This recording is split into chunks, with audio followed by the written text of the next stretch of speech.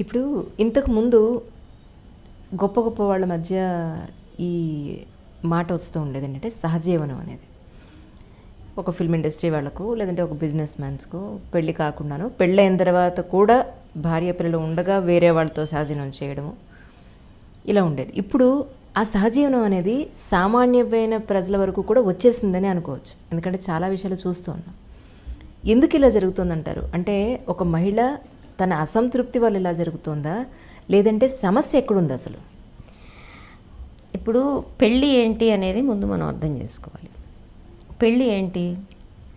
మన ఆదిమ వాసుల్లో ఎలా ఉంటుంది? వాళ్ళకి ముహూర్తాలు, తాళిగడ్డలు ఇవన్నీ ఉన్నాయా? లేవు. వాళ్ళు చాలా సందర్భంగా వీళ్ళిద్దరూ జంట, ఒక చిన్న విందు ఇస్తారు, వాళ్ళిద్దరికీ వేరే గుడిసేస్తారు, అయిపోతుంది. అంటే అది ఒక సామాజిక ప్రకటన. వీళ్ళిద్దరూ ఒక జంటగా కలిసి బతుకుతున్నారు. ఈ సామాజిక ప్రకటన ఎందుకు అవసరమైంది మానవ సమాజంలో అంటే పిల్లలు వస్తారు, పిల్లలు వాళ్ళకి సంబంధించిన వాళ్ళు మాత్రమే, వ్యక్తిగత విషయం కాదు, అది సమాజానికి సంబంధించిన విషయం. ఈ సమాజానికి సంబంధించిన విషయాల్లో కేవలం నీ మనుషులకు సంబంధించిన సంబంధాలే ఉండవు. నువ్వు తయారు చేసే వస్తువులు, నువ్వు సాగు చేసే వ్యవసాయం, వీటికి సంబంధించిన సంబంధాలు కూడా ఉంటాయి. కాబట్టి నీ సంబంధాల స్థాయిని దాటెళ్ళి మానవ సంబంధాల స్థాయిని దాటెళ్ళినప్పుడు అవి సామాజిక సంబంధాలు అవుతాయి. ఈ సామాజిక సంబంధాల్లోకి నువ్వు వచ్చినప్పుడు అది సమాజానికి సంబంధించిన అంశంగా అవుతుంది. కాబట్టి నువ్వు ఒక సామాజిక ప్రకటన చేయమన్నావు.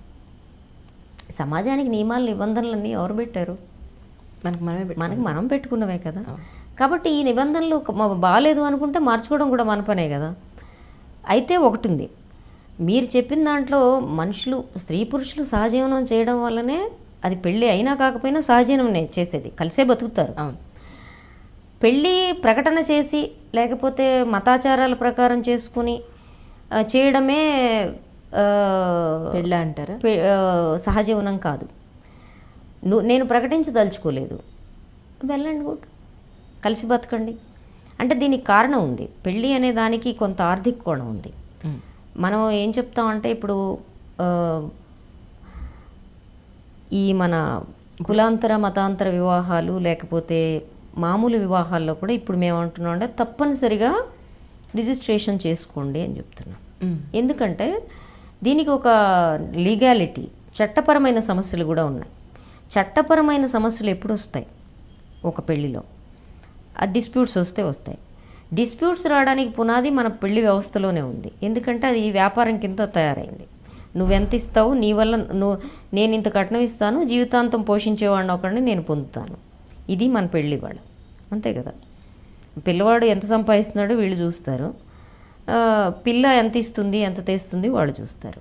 కాబట్టి ఇదేంటి, వాళ్ళిద్దరికీ ఆకర్షణ ఉందా, ప్రేమ ఉందా, వ్యామోహం ఉందా ఒకళ్ళ పట్ల? ఇవి పట్టదు కదా మనకి. పైగా ఒకళ్ళ పట్ల ఒకళ్ళకి ఆకర్షణ వ్యామోహం ఉంది అంటే మన వాళ్ళు గొల్లును గోలెత్తిపోతారు, అలా ఉండడానికి వీల్లేదని చెప్పి. అరే, సంసారం చేయాల్సిన ఆడది మగాడి మధ్య ఆకర్షణను వ్యామోహం లేకపోతే తట్టుకోలేనంత వ్యామోహం ఉండాలి అసలు న్యాయానికి. నేను ఈ అమ్మాయి లేకపోతే నేను బతకలేను, వీళ్ళు లేకపోతే నేను బతకలేను అని వాళ్ళిద్దరు అనుకునేంత వ్యామోహం ఉండాలి ఒకళ్ళ పట్ల ఒకళ్ళకి.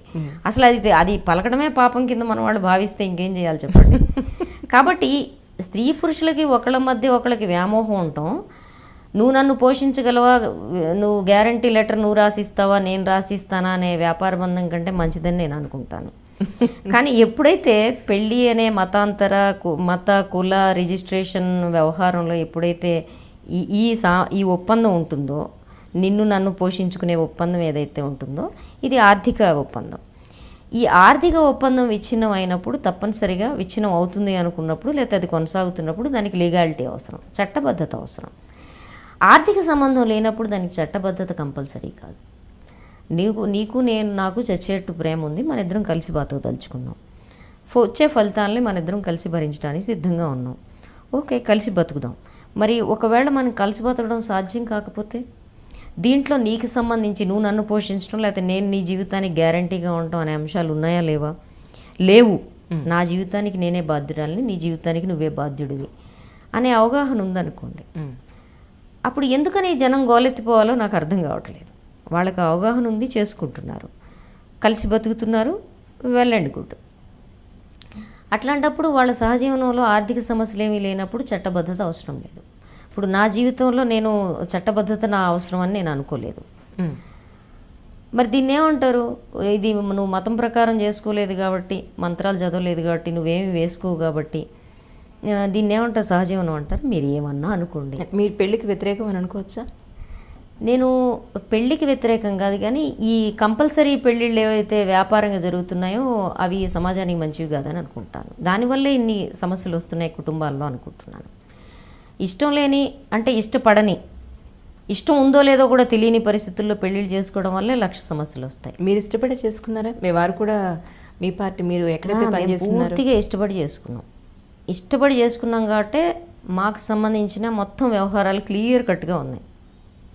పూర్తి స్వేచ్ఛా స్వతంత్రాలతో పూర్తిగా బుర్ర ఉపయోగించి చేసుకున్నాం, ఇష్టపడి చేసుకున్నాం. కాబట్టి కష్టమైన నష్టమైన కలిసి భరిస్తున్నాం. As simple. దీంట్లో కంపల్షన్స్ ఏం లేవు. ఎంత కంపల్షన్లోనే ఉండేవారు అని చెప్పారు. అవునండి. తను సోషల్ వర్క్ చేసినా తను కూడా నాటకాల మనిషి. తను ప్రజానాట్య మండలిలో చేశాడు, పార్టీలో చేశారు. ఇద్దరం ఒకే సమయంలో బయటకు వచ్చాం. తర్వాత ఇప్పుడు ఈ రోజుల్లో మనం చూసినట్టయితే పేపర్లో చూసిన, టీవీ ఛానల్స్లో చూసిన ఇల్లీగల్ రిలేషన్ అనేది చాలా ఎక్కువ కనపడుతుంది. ఇల్లీగల్ కాదు, extra marital. Yes. So whatever, ఇప్పుడు మీ ఎక్స్ట్రా మ్యారిటల్ అని ఎందుకు అంటున్నానంటే, ఎక్స్ట్రా మ్యారిటల్ అయిన ప్రతిదీ ఇల్లీగల్ కాదు. అంటే ఒక ఇష్టపడిన స్త్రీ పురుషులు ఇద్దరు కలిసి బతకడంలో చట్ట వ్యతిరేకత ఏమీ లేదు.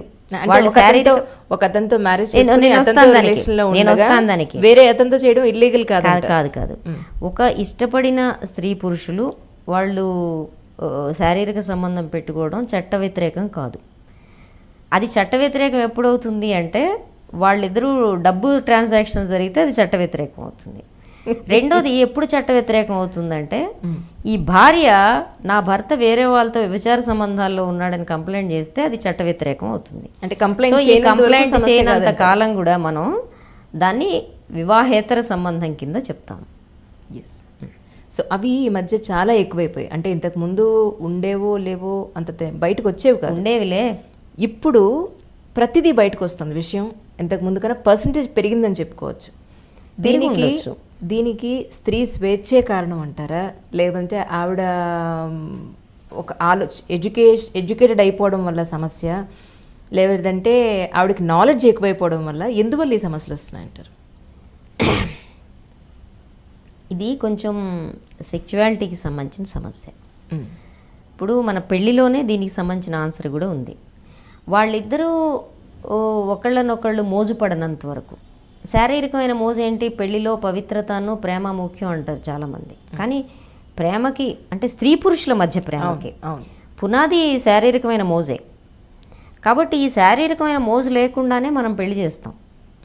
వాళ్ళకి ఒకళ్ళ పట్ల ఒకళ్ళకి ఆకర్షణ ఉందో లేదో నాకు తెలిసి ఇంతవరకు ప్రపంచ చరిత్రలో స్త్రీ పురుషుల మధ్య, ప్రత్యేకమైన స్త్రీ పురుషుల మధ్య ఆకర్షణ ఎందుకు వస్తుందో ఇంతవరకు ఎవరు తేల్చలేదు. కానీ వస్తుంది, అది అంతవరకు వాస్తవం. మనకి ఈ ఫలానా అమ్మాయి నువ్వు ఎందుకు ప్రేమించావు అంటే ఎవడు జవాబు చెప్పలేడు. అందుకే తావాల్సింది రంభ అనే సామెత కూడా వచ్చింది. కాబట్టి ఒకళ్ళని నువ్వు వ్యామోహపడతావు, మోజు పడతావు. ఆ మోజు అనే పునాది లేకుండా మనం పెళ్లి చేస్తాం. కారణం ఏంటంటే సంబంధం మంచిది, పిల్ల సుఖపడుతుంది, అమ్మాయి కుటుంబం మంచిది, అమ్మాయి చూడ్డానికి బాగుందిగా నువ్వు ఆకర్షణ పడు అంటారు మన వాళ్ళు. అది సాధ్యం కాదు. చూడ్డానికి బాగున్న ప్రతి వాళ్ళ పట్ల మనం ఆకర్షణ పడం అంటే మనం ఆంబూతుల స్థాయి దాటొచ్చి చాలా కాలమైంది మానవ సమాజం. ఓకే. కాబట్టి నీకు కొన్ని ప్రత్యేకతలు, మనిషి అంటే ఏంటి, నేను ప్రత్యేకంగా ఈమెని ఇష్టపడుతున్నాను, ప్రత్యేకంగా ఇతన్ని ఇష్టపడుతున్నాను, ఇది చాలా ఎసెన్షియల్ పెళ్లిలో. దీన్నే మనం ఒప్పుకోవట్లేదు, దానివల్ల పెళ్లి చేసేస్తున్నాం అనేక ఇతర కారణాల వల్ల. ఇది పునాదిగా ఉండి చేసుకోవాల్సింది మానేసి ఇది కాకుండా మిగిలిన అన్ని కారణాల వల్ల పెళ్లి చేస్తున్నాం. పెళ్ళై నాకేమవుతుంది అంటే దీనివల్లే విడాకులు, అసలు వేరే వాళ్ళ పట్ల ఆకర్షణ ఏర్పడుతుంది, వ్యామోహం ఏర్పడుతుంది. అప్పుడేం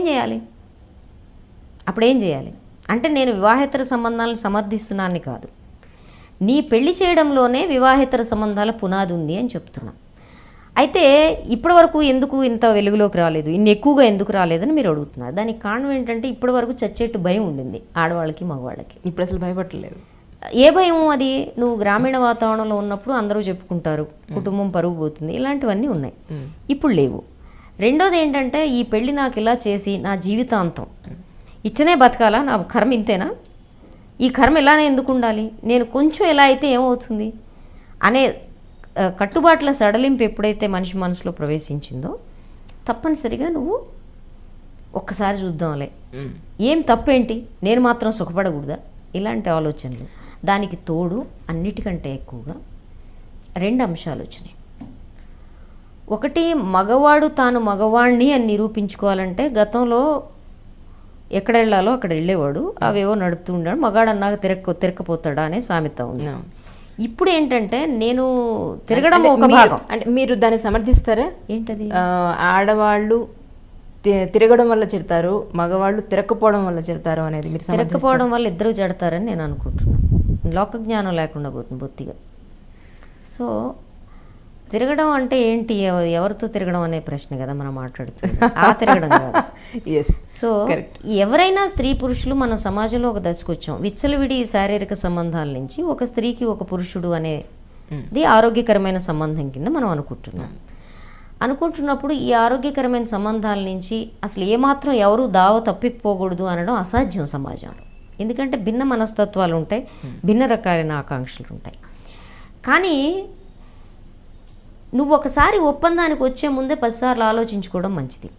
అట్లా కానప్పుడు నేనేమంటానంటే, నీకు వ్యామోహము ఆకర్షణ భిన్నంగా ఏర్పడింది అనుకో, స్త్రీ కానీ పురుషుడు కానీ, నువ్వు అది బహిరంగంగా నీ స్పౌజ్తో చెప్పేసి చేయడం మంచిది.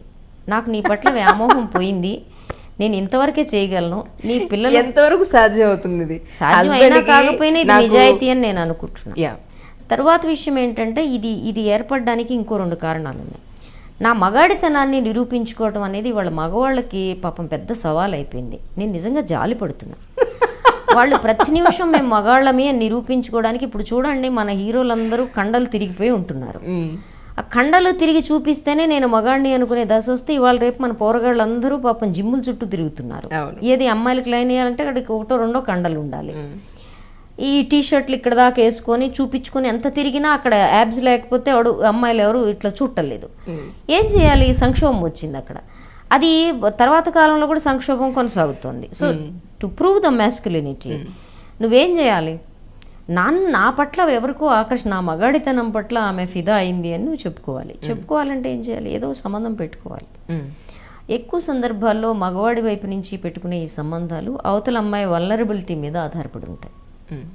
అలాగే మరి అమ్మాయిలు కూడా ఉంటున్నారు. వల్నరబిలిటీలు రకరకాలు ఉంటాయి. అవి ఆర్థికపరమైనవి కావచ్చు, ఒంటరి మహిళలుగా ఉండడం వల్ల కావచ్చు, భర్త నిరాదరణ వల్ల కావచ్చు, భర్తకి తాను ప్రూవ్ చేసుకోవాలనే కోరిక వల్ల కావచ్చు, అనేక కారణాలు ఉంటాయి. వీటన్నిటితోడు ఇంకోటి కూడా ఉంటుంది. వివాహం నిలబడడంలో మిగిలిన అన్నిటికంటే వాళ్ళిద్దరి మధ్య లైంగికమైన సంతృప్తి ఉందా లేదా అనేది కూడా ఒక కీలకమైన కారణంగా ఉంటుంది. ఆ లైంగికమైన సంతృప్తి భారతదేశంలో మగవాడు అంటే కోరిక తీర్చుకునేవాడు, అనుభవించేవాడు కింద ఎప్పుడైతే మనం చెప్తున్నామో, ఆమెకి ఉండే కోరికల్ని తీర్చడం, ఆమె శరీరాన్ని సంతృప్తి పరచడం అనేది ఈ ఎజెండాలో, ఈ మగవాడి ఎజెండాలో రానప్పుడు ఏమవుతుంది? ఆమె అసంతృప్తిగా ఉంటుంది. అసంతృప్తిగా ఉన్నప్పుడు కూడా ఆ అసంతృప్తులు కూడా వివాహేతర సంబంధాలకు కారణమవుతాయి. ఇప్పుడు అలాంటి అసంతృప్తుల సమ్మేళనమే ఇప్పుడున్న విమెన్ అనుకోవచ్చా మనం? తర్వాత ఈ అసంతృప్తులు ఏవైతే ఉన్నాయో వీటికి తోడుగా నువ్వు ఈ అసంతృప్తితో బతకక్కర్లేదు అనే ఒక అభిప్రాయం, అంటే ఒక సమానత్వం కోసం జరిగే ప్రయత్నం ఏదైతే నీకు చూచాయిగా అన్న నీ ఇంట్లోకి వస్తుందో, మనందరం మాట్లాడటం మొదలుపెట్టినాక ఆమె గుమ్మం దగ్గరే ఆగిపోదు కదా ఆ భావం, గుమ్మంలోకి వెళుతుంది. ఈ వెళుతుంది తనకు అన్ని రంగాల్లో సమానత్వం, మనిషిగా తను ఎదగడం వరకు వస్తుందా, తన అసంతృప్తుల్ని కొంతమేరకైనా చాటుమాటుగా అయినా తీర్చుకునే వైపుకి దారితీస్తుందా మనం చెప్పలేం. దీనికి తోడుగా ఇప్పుడు మనకి సినిమాల్లోనూ పార్నులోనూ వీటన్నిటిలోనూ శారీరక సంబంధాలు తీర్చుకోవటం అనేది జీవితంలో అతిపెద్ద భాగంగా ఆక్రమించుకుంటున్న దశలో నీవు మిగిలిన రంగాల్లో సమానత్వం కోసం పోట్లాడటం కంటే లైంగిక సమానత్వం కోసం పోట్లాడడం అనేది ఒక ప్రక్కదారులు పట్టిన సమానత్వం కింద ముందుకొచ్చే అవకాశం ఉంది.